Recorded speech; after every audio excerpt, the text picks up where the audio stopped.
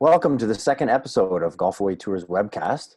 We're going to be talking today a little bit more about Ireland, as we always love to do, and we're going to have on our episode a special guest, Alison Metcalfe, who is the Executive Vice President of Tourism Ireland, representing the North America market, and she'll join us to talk a little bit about how things stand with tourism in Ireland at the moment with COVID-19, but also then focus on some of the positives moving forward and her analysis of the golf in the country. She's an avid golfer herself, and it'll be great to get her input on golf in Ireland and how things look moving forward.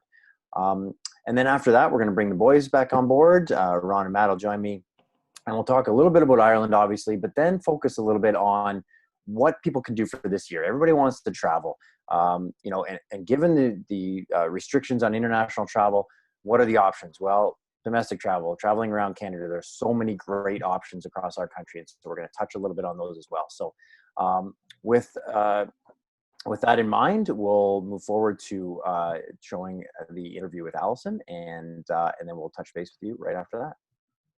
Okay, we are very pleased to be joined by a good friend of mine, Alison Metcalfe, who is the Executive Vice President of North America for Tourism Ireland. Alison, thanks so much for joining us.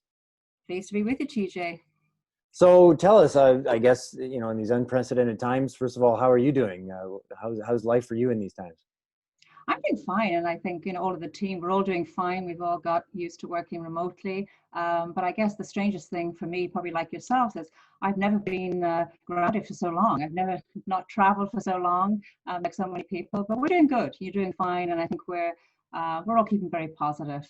So yeah, I can't complain. Different times in terms of how what you have to tackle, I guess, in terms of rebuilding, I guess, the tourism, given that we're going through these times. And so I'd be remiss to not touch on the COVID situation and how it's obviously affecting people all over the world in all different walks of life, but tourism is taking a huge hit, as we all know, and it's going to be a little while yet until it really comes back to any sort of normalcy. But just give us a sense on where Ireland stands in terms of just the phase. I know it's starting to ease some things in Ireland, how that affects the tourism industry, and in particular, the international travelers and golfers.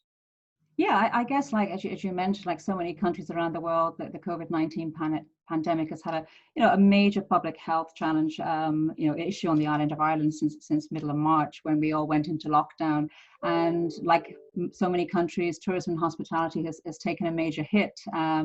And it was a very sort of, quick hit in terms of the lockdown and the impact it had with hotels and all aspects of the tourism ecosystem really closing down. But I think it's fair to say that, so obviously Ireland has taken a fairly cautious approach like everybody else. Public health and safety has been absolutely number one and continues to be number one. But over the last number of weeks, both governments, the Republic of Ireland government and also the Northern Ireland Executive in Northern Ireland, have both issued plans for recovery, staged phase plans for recovery to gradually unlock those restrictions in the economy. So again, it's guided by science, guided by public health requirements, just to make sure that the approach is not, is taken at the right time, so that businesses can plan to reopen safely.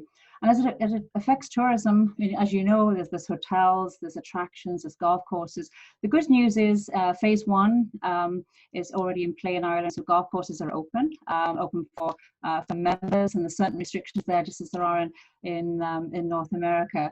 But as we look further out, we hope to see hotels opening. Northern Ireland announced today that hotels will open in Northern Ireland July 20. That is actually the timeline that's in the plan for the Republic of Ireland. And Tourism Ireland is the reason I mentioned both is Tourism Ireland is an international marketing agency representing the whole island, north and south, but technically, two jurisdictions. So it does look as though hotels will be, moving towards opening towards the end of July, attractions through the end of August, some cafes and restaurants possibly in June. But again, I think the important thing to point out here is that businesses really want to open safely. They want to make sure they can plan to ensure that they can adhere to social distancing, and they can put all the necessary health and safety protocols in. So when visitors return, they have a great experience and they feel very comfortable. I think because consumer confidence, wherever you're traveling in the world, is going to be paramount.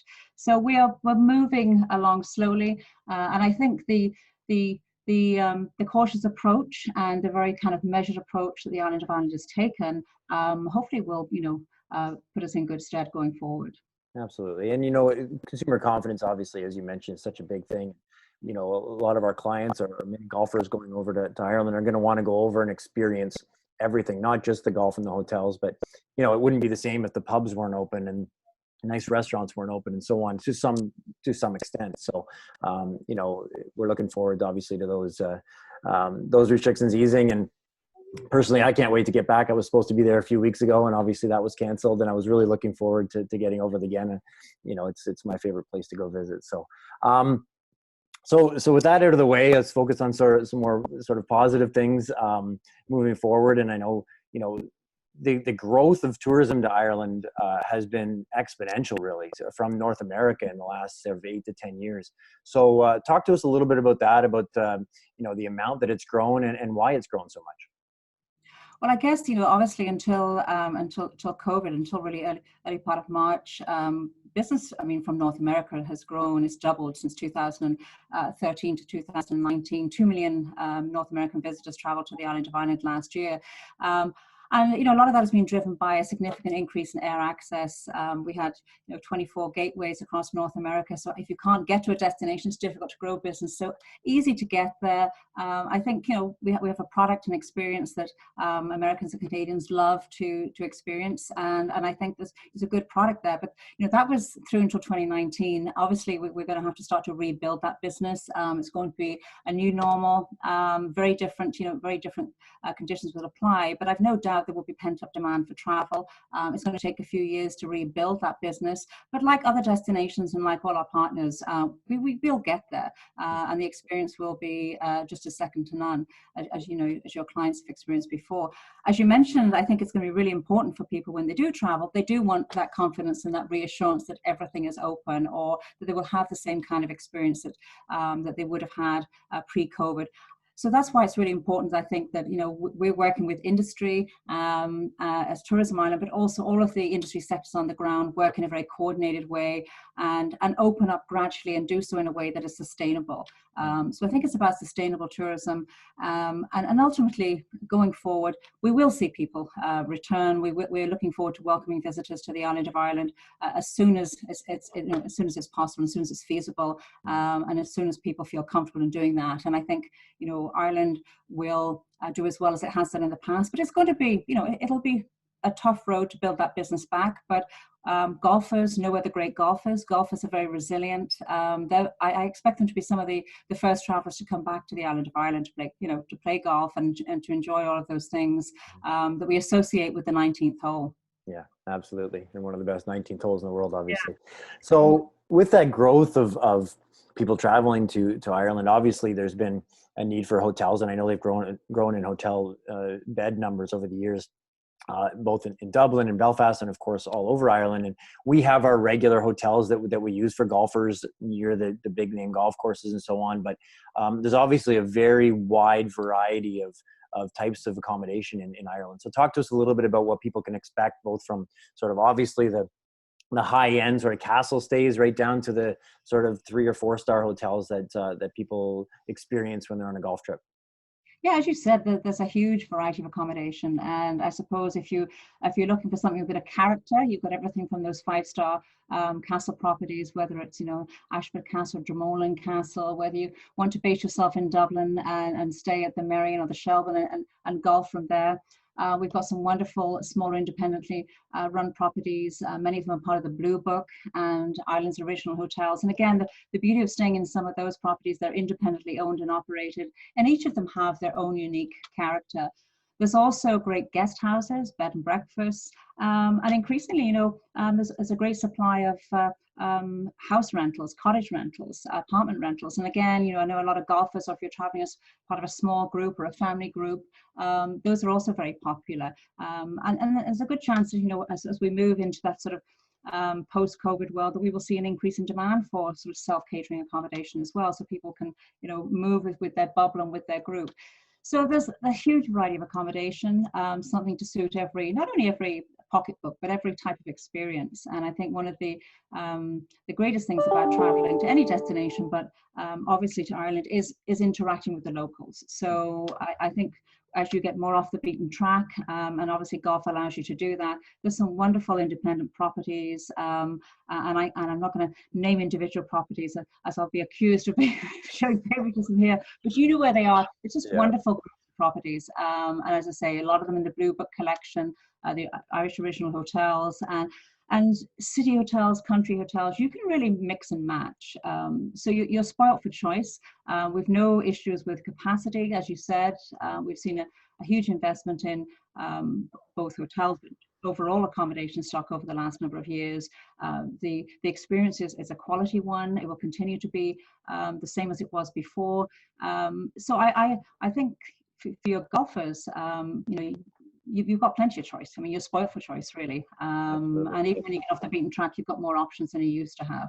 Yeah, absolutely. And so that's a good segue. Like obviously our clients like to hit the top courses and check off their bucket list, the Royal County Downs and the Ballybunions and the Portrush and Old Heads of the world. But there are so many other great areas in the country to visit, and so many other great links golf courses in particular. With the demand right now on tee times for 2021.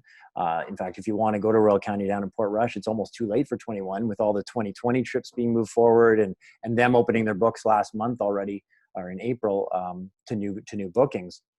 It's difficult to even get on those courses for 21, but there are so many great sort of off the beaten track places and golf courses. So what does that, I always like really promoting that, because I think it gives you a more authentic Irish experience, not going to the more touristy areas, but going to the smaller villages and playing some of the maybe second tier, but amazing links golf courses. So tell me a little bit about what makes that a more unique experience from a travel perspective. Well, I think, for somebody looking to get off the beaten track, it's always a tough question because you've said, everybody wants to play the signature courses. But I think if you can mix and match some of those signature courses with some of the hidden gems, and we've got plenty of links courses. Ireland is home to 1/3 of the world's links courses. So I think the Northwest offers great opportunity. And some of my favorite courses up there would be, Ballyliffin, up on the Inishowen Peninsula.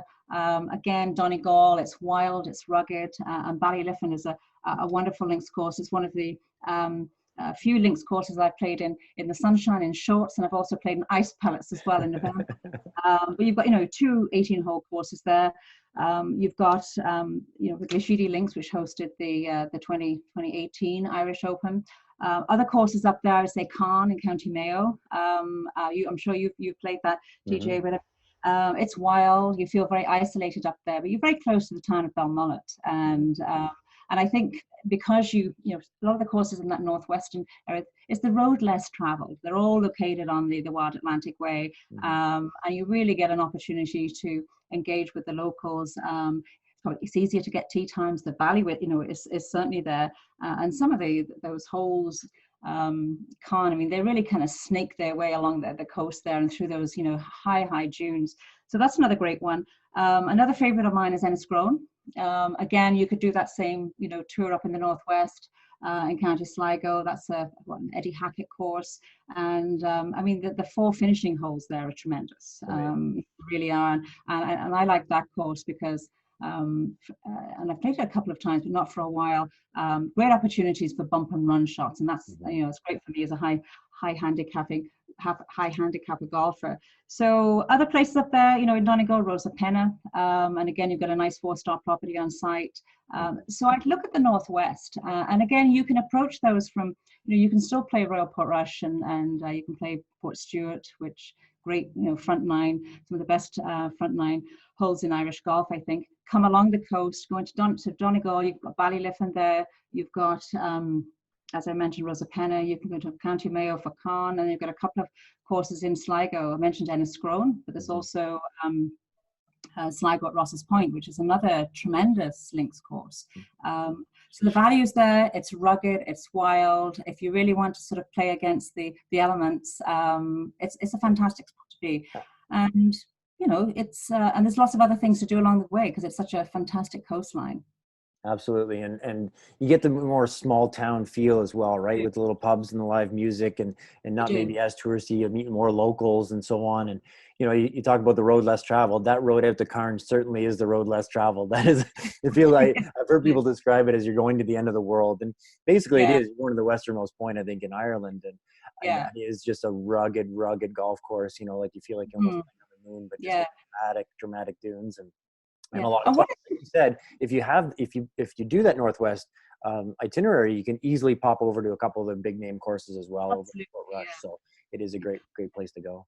And what is kind of interesting too is a lot of the clubhouses there too. I mean, they've got great history within them. I mean, and obviously the Irish golfers have been very prominent out on the tour. So I mean, if you're a lot of those courses in the northwest, you go into those clubhouses and see, Harrington and McElroy and Clark. Just see some of the history when they've competed there at earlier stages in the career or part of their amateur careers as well. So if you're interested in sort of the history of golf and some of the sort of that very sort of local stuff, I mean, it's certainly there because there's no airs and graces there. You just get into the clubhouse, you're treated as a local. And I think that's one of the great things about golfing anywhere in Ireland is the fact that you really are welcome in that clubhouse.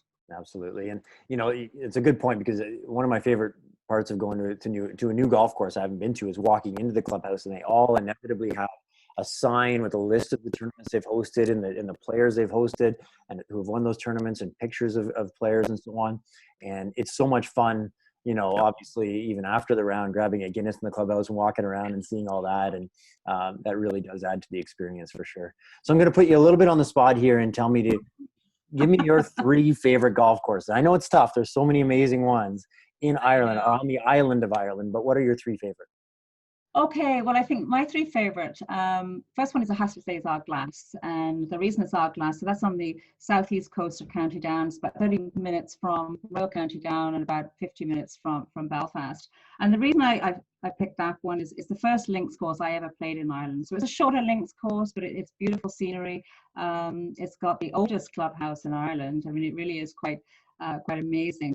And you've got, I mean, I don't know how many holes, 7 or 8 holes where the coastline really comes into play. And I think it's the 12th. There's a great big, an elevated tee and a carry over there. So I always like to play Ardglass. It was the first one. Second one probably is Royal Belfast. Now it's not a links course, but and the reason I say that is my husband belongs there, so we're back home in Northern Ireland. I would tend to play there quite a bit with him. But it's a Harry Culp design course. It's the oldest golf course in Ireland, and it hugs Belfast Lough for for at least 9 holes or so. And every hole slopes towards the loch. So when you're playing there, you can see a lot of the cruise ships coming up into Belfast. And I have to say Ballyliffin again. I like Ballyliffin. I think it's one of my favorite. And again, it's great scenery, great fresh air, very, very rugged. And of course, Portstewart. But I mean, it's a really tough question because there's Sure is. amazing golf courses all around the island, and also love Lahinch and down in Tralee as well. I mean, if you're down in Clare and down in Kerry as well. But Yeah. those are my, if you're gonna call me out there, I'd say those are my they're 100%. my favorite. And a bit of a northern and northwest skew, I have to say. Yeah. And that's fair. And you know what? It's now I'm wearing a Tralee hat here, and it in the southwest where Tralee is in Ballybunion and those, it's a lot more dramatic with the big dunes. And that's what the great Mhm. thing about Ireland is, really a variety of different links golf courses. You get the Port Marnocks of the world, which are flatter links golf courses, and then you get County Down and Port Rush, which have a fair bit of movement. But then the southwest is just so dramatic. And yeah, Ardglass is one of my favorites. Just amazing cliff top holes, some of the most dramatic holes in Mhm. Ireland. Mhm.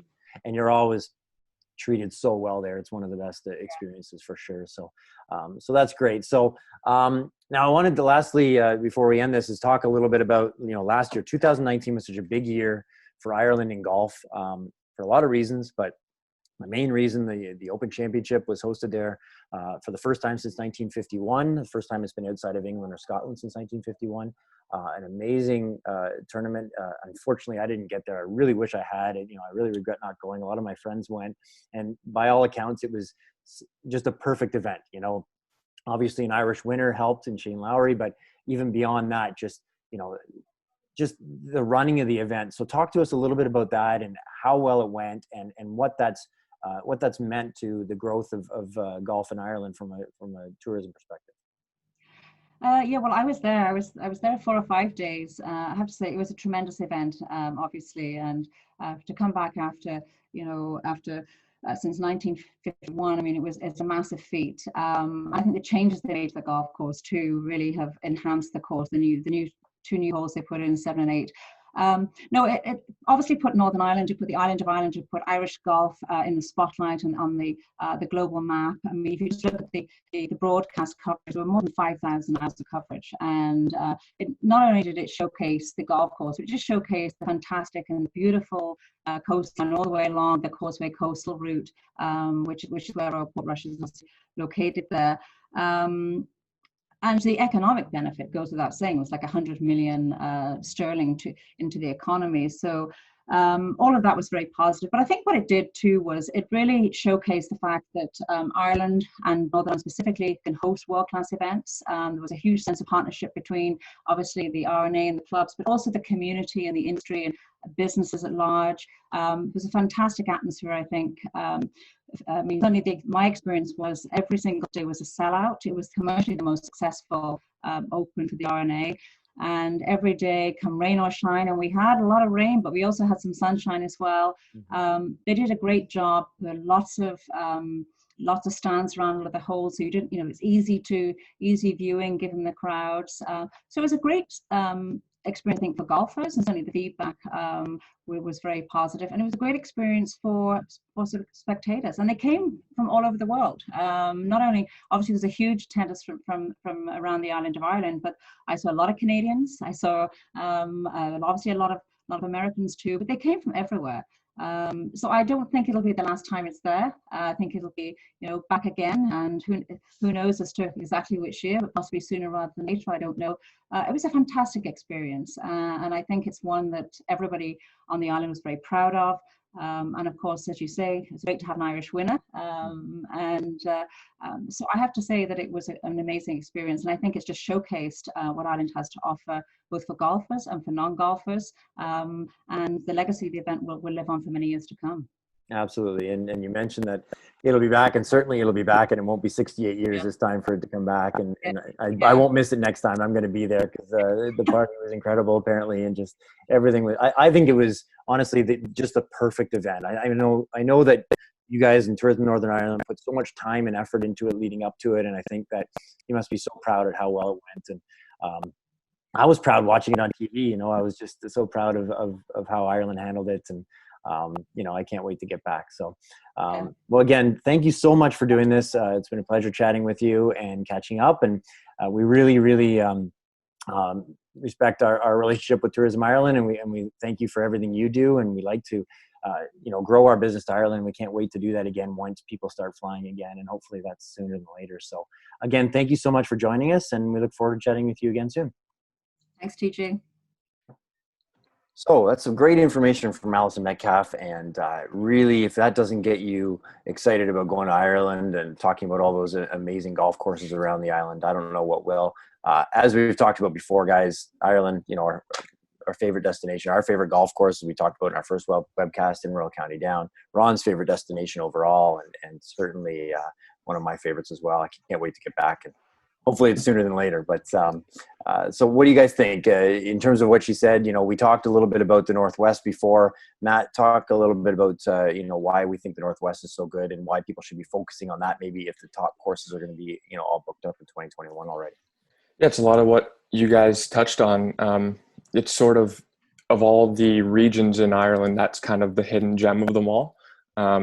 Obviously, it's great value because the courses aren't so world renowned. Maybe the price tag's a little bit lower than what the others would be, but the quality of golf isn't much lower, if really at all. It's just that they don't have quite the names of a Portrush or a County Down sort of thing. And yeah, that area is just an incredible spot. Obviously, you've been there a few times, and you guys touched on it. So much good golf, and it's not too far apart. Like, there's a couple of good regions that you could do a week to 10 days and spend in 2 to 3 spots and hit a lot of good golf all in that same little area. Yeah, so great value for sure. And Ron, we talked, previously, before getting onto this webcast a little bit about what, besides the golf and the hotels and so on, what makes an Irish golf adventure so exciting, and with the pubs and the restaurants and things like that. And given that they're not opening up, to full capacity this year, really a lot of people are pushing to 21, waiting for, that to be available as well, because that really does add to the experience, doesn't it? TJ, I completely agree. I mean, the Irish experience is well beyond the golf course. There's great tours. If you're into history, there's castles, there's all kinds of great stuff to do from that perspective. There is distillery tours in Jameson and Bushmills, just fantastic opportunities there. The pub experience just on an everyday basis is fantastic. Not being a beer drinker myself, but I still love getting into those pubs and hoisting a pint or two. You both know I've commented. Not a big Guinness fan at all. Won't drink the stuff over here. I think it's basically like chewing your dinner. But when I'm over there, what a fantastic experience. I love having them, and I love the tour. One of the best tours I've ever done was the Guinness tour. We did a connoisseur tour. We got to learn about all the history of it, and they even had old formulas for us to try, past beers. Just a great experience, and highly recommended for everybody. You can go well beyond the golf courses in Ireland. There's just so much to do, and it adds to it. And I'm looking forward to it opening up in full again, as Alison was talking about some of their staged openings. Really looking forward to them getting fully opened again, so that I can get back there. And I agree with Matt. It's great value up northwest. I haven't been there. And price be damned, I want to get there, because I think the golf and the experience of the locals will be just fantastic. Absolutely. Really excited about that there. Yeah, so we really do need to, the pubs and restaurants to open up for people to get the full experience. But and hopefully, as you said, it's that happens sooner than later. But we can see here and talk about the Irish food goes way beyond the potatoes too. Absolutely, it's absolutely fantastic cuisine. Yeah, it is actually underrated. Their cuisine has really stepped up over the last decade or so, and that's another advantage they have over Scotland. To be honest, their food is quite good. So way better. Anyway, we can talk about Ireland all day long, and we'll continue to talk about Ireland in future episodes. But given that people aren't going to be traveling there for a while, and at least for 2020 for the most part, where can people go? And we were kind of mulling this around, right? Previously, and what can people do to sort of whet their appetite and fulfill that travel void for a golf trip this year? So domestic travel is the way to go, I think, and there are so many options across our great country, and from the East Coast in Cabot, PEI, and out to the West Coast in BC, and some of the interior BC courses and Vancouver Island. So many amazing trips. And Ron, I'll put it to you first, because you've sampled a lot of them yourself, and we've put together a few itineraries as well for people to consider. So touch a little bit on a couple of those. Yeah. So those of you that have taken a look at our newsletter, or are going to take a look at our newsletter, will see that we've put several different options together. And I'm fortunate enough to have been to all of these. I've been very, very lucky to be able to travel across Canada. And I've played in essentially every main province except for the territories and Newfoundland I haven't been to yet, but I've played everywhere else. And what great golf. We have such a selection of different styles, from the link style that you get at Cabot through to the mountain ranges over in BC. The interior courses are unbelievable. To Tobiano over in Okanagan area, where you are truly almost in a desert style course. Some of the most spectacular scenery I've ever seen. Just north of us in Muskoka, some fabulous golf up in the Muskoka region with some top courses. And then you've got Banff. One of my favorite courses in Canada of all time is Banff Springs. Such a beautiful Stanley Thompson course, old style, absolutely fantastic golf course. And you feel pretty good about yourself, because you can hit the ball about 12 miles up there too.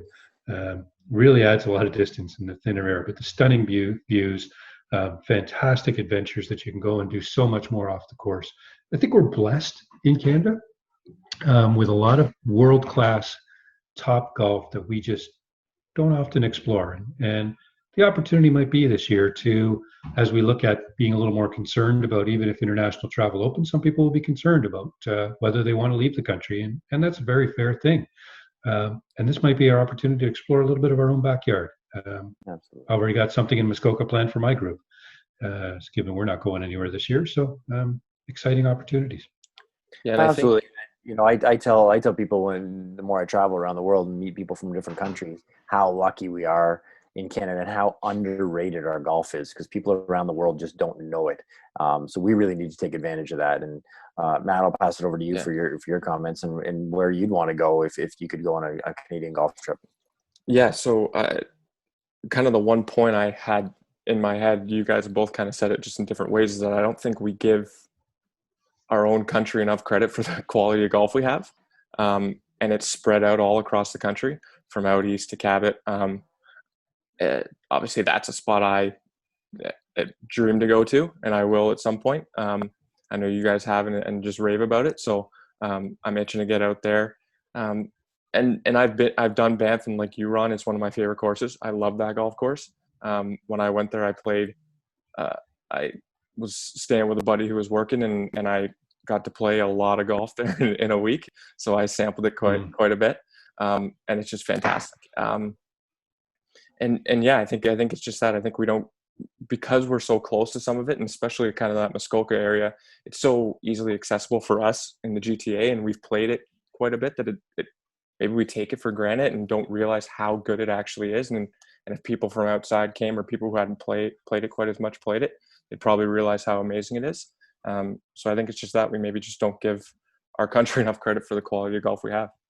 Absolutely. And we get a lot of requests for out east, and send a lot of people out to Cabot and PEI. PEI has been a big one for us recently, hasn't it? And some great golf there as well. But BC, certainly the interior of BC is on the high on my bucket list. I haven't been able to do that yet. I know Ron was there last year, and it's just incredible value as well when you think about what you pay to travel internationally and play golf. The stuff in Toronto, paying the Canadian dollar obviously helps, and the value is just there. So anyway, Ron, where can people find information for these trips, that we're highlighting? Absolutely. So we have some great information. We put a few, I'll call them sample itineraries, but it's more just suggestions on accommodations, courses, activities at about 7 different locations across the country. In a year where getting out internationally may not be as comfortable as staying in Canada, this is an opportunity to take advantage of some of what we have. So we wanted to help you out with a little bit of information. So that's all through our newsletter that you can click through. It's on our website at golfawaytours.com. Or you can always just reach out to us directly. You can get to us at contact@golfawaytours.com. And there are phone numbers on the website as well. And TJ, I'm guessing that's being routed through to you. So you'll be able to find us easily.